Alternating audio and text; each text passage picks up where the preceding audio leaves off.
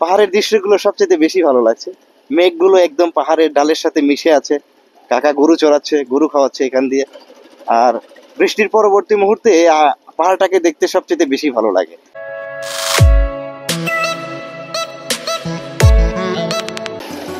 Hello viewers, welcome to another blog video. আজকের ভিডিওটা সত্যি একটু অন্যরকম হতে যাচ্ছে। অন্যরকম বলতে আজকের ভিডিওটা শুধু নেচার আর নেচার, একদম প্রকৃতিতে ভরপুর এমন একটা জায়গাতে আপনাদেরকে নিয়ে এসেছি। আর এই জায়গাটি মূলত মাতারগ্রাম রোড। আর এই দেখুন, এই বাড়িটি দেখুন। এই বাড়িটি সম্পূর্ণ একটি আলাদাভাবে একা একা এই বাড়িটি করে আছে। একদম জমির সাথে সমতলের সাথে কিন্তু লেভেল করে এই বাড়িগুলো তৈরি করা হয়েছে। যেমন আমাদের সাজাদপুরের, সিরাজগঞ্জের সাজাদপুর অঞ্চলে কিন্তু বাড়িঘরগুলো মোটামুটি স্পেশালি বারাবিল, খারুয়া, জুঙ্গা, রেশমবাড়ি, আঙ্গারে, চুলদরি, বাইমারা, আপনার চিথুলিয়া, আরো যে অসংখ্য যে অঞ্চলগুলো আছে, এই অঞ্চলগুলোর বাড়িঘরগুলো কিন্তু রোডের চাইতে প্রায় আপনার কি বলবো 10 ফিট উঁচু এরকম করে কিন্তু বাড়িগুলো তৈরি করা হয়। বাট এদিককার বাড়িগুলো কিন্তু একদম সমতলের সাথে অ্যাডজাস্ট করেই তৈরি করা হয়, কারণ এদিকে ওই রকম পানি আসে না। আর এটি হচ্ছে মূলত আপনার মাতারগ্রাম রোড। এটা সড়কের বাজারের পাশেই এই রাস্তাটি। আর দেখুন আজকের প্রকৃতিটা সত্যি একদম অন্যরকম, একদম নিট অ্যান্ড ক্লিন। একদম আকাশটা একদম স্বচ্ছ লাগছে। আর দুপাশে দেখুন এই যে বৃষ্টির পানিতে পানিগুলো থই থই করছে বিলের মধ্যে। আর এখানে কিন্তু প্রতি বছর কিন্তু নৌকা বাইচ সংগঠিত হয়ে থাকে। আর জায়গাটা অনেক ভালো লাগে, এই জন্যই ভাবলাম আপনাদের সঙ্গে একটু শেয়ার করি। দেখুন এই যে দুপাশে যে অসংখ্য গাছগুলো এখানে বোনা হয়েছে, সে গাছগুলো কিন্তু তারা মাথা উঁচু করে রাস্তাটাকে ছায়া দিয়ে কিন্তু তারা দাঁড়িয়ে আছে। পথিক কিন্তু এখান দিয়ে যেতে মাঝে মাঝে এই গাছের ছায়ার নিচে আশ্রয় নিয়ে থাকে।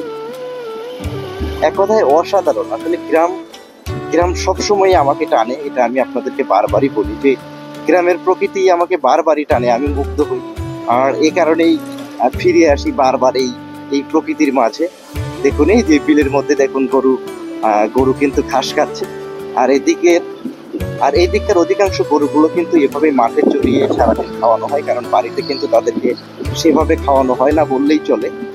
এই দেখুন এখানে কিন্তু সাঁতার কেটে কিন্তু সেখানে গিয়ে গরুগুলো ঘাস খাচ্ছে। আর আজকের প্রকৃতিটা সত্যি সম্পূর্ণ যেন রূপ রূপ শোভা সবকিছুই আজকে মানে একদম বিসর্জন দিয়েছে।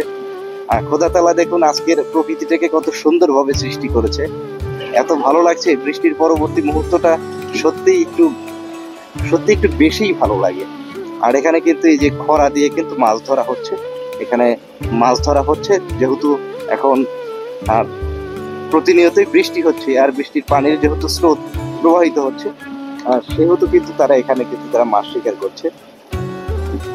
আর এই ব্রিজটার অবস্থাটা একটু দেখেন, এটা কিন্তু রাস্তা থেকে প্রায় 1 ফিট উঁচু হয়ে গেছে। এইভাবে যদি ব্রিজ থাকে, এখান দিয়ে কোনো গাড়ি কি ওঠা সম্ভব বলেন? তো এই দেখুন এই যে ব্রিজটা, এটা দক্ষিণ ঠাকুরের মাটির একটা ব্রিজ। এটা সড়কের বাজার থেকে মাতারগ্রাম রোড হয়ে চলে গেছে একদম সামনের দিকে, বৈরেগী বাজারের ওই দিকে। সিলেটের আপনার আমি আসলে এই দিকে যে কোনো জায়গায় ঘুরলে এই পরিবেশ পরিস্থিতিটাই বেশি দেখি। মানে আমার রাস্তা থেকে আপনার ব্রিজ 1 ফিট 1.5 ফিট উঁচু। যেমন আপনার ওই যে মসজিদের পাশে, ঈদগার পাশে একটা ব্রিজ আছে, সেখানের একই কন্ডিশন। সামনে আপনার কি বলবো আরেকটা ব্রিজ আপনাদেরকে দেখিয়ে নিয়ে আসলাম, সেই ব্রিজেরও একই কন্ডিশন। রাস্তা থেকে ব্রিজ যদি 1 ফিট উপরে থাকে, এখান থেকে গাড়ি কিভাবে চলাচল করবে? আর এখান থেকে গাড়ি উঠলে গাড়ি কি পরিমাণ ক্ষতিগ্রস্ত হবে। তাই কর্তৃপক্ষের দৃষ্টি আকর্ষণ করছি, এটা দক্ষিণ কুয়ারের মাটির।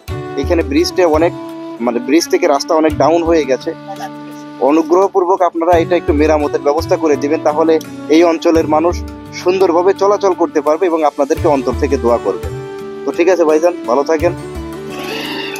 তো এই ব্রিজগুলোর যদি স্বল্প পরিসরে, মানে এই যে এখন আপনারা যে যে পরিস্থিতিটা দেখালাম, এটা যদি স্বল্প পরিসরে থেকেই এটা যদি সারা যায়, তাহলে কিন্তু এখানে খুব অল্প টাকাতেই কিন্তু এই ব্রিজগুলোর কিন্তু মেরামত করা সম্ভব।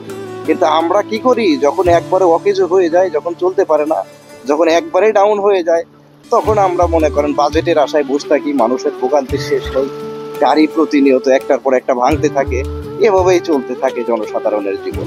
তো যাই হোক, এটা একটু দেখবেন। আর আজকের প্রকৃতিটা সবচেয়ে বেশি ভালো লাগছে, এই কারণে কিন্তু আপনাদেরকে নিয়ে আসলাম।